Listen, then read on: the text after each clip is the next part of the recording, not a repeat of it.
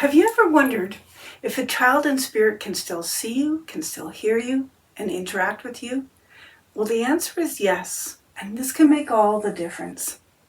My name is MacMillan Sihoe, and I'm very pleased to introduce to you my new book, Voices of Children in Spirit, in which children step forward as our loving guides. I've recently retired from 45 years of working with children in a variety of ways, and this has given me a deep insight into the child's point of view of the world and also the loving care that's needed when we're speaking to parents about that child that they love. I also have an interest in consciousness and the afterlife from a very young age, and as these two passions of mine merged, it was children in spirit who stepped forward to support me in expanding my understanding of the universe and the way it works.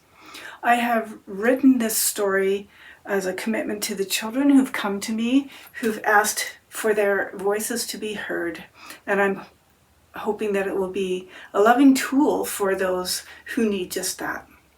So what makes this book different than the other books in this genre are that it has an exclusive focus on children in spirit, and that the messages that the children bring are offered directly to their parents, their loved ones, and their friends. And it has a gentle and yet courageous tone to it because it doesn't shy away from speaking about very difficult topics, and yet it transforms them with uplifting messages of hope and of guidance on how to traverse the grief that we feel. It reassures, but it doesn't impose a certain belief.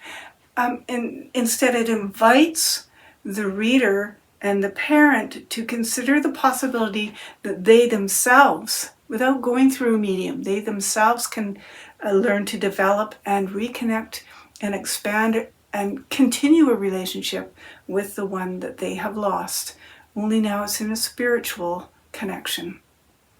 And so who is this for? It's for parents, grandparents, extended family and friends who have lost a child, or those supporting a parent who has lost a child, such as grief counselors and bereavement associations who might use this book as a resource to support the ones that they care for. And it's also for those who are interested in consciousness, in the essence of time, in the afterlife, and how the universe works, to expand their understanding and give them some possibly new ideas that they could explore themselves. So thank you very much for considering this book, and I would welcome an opportunity to discuss further with you whether you believe that Voices of Children in Spirit makes a good fit with the Hay House model. Thank you so much.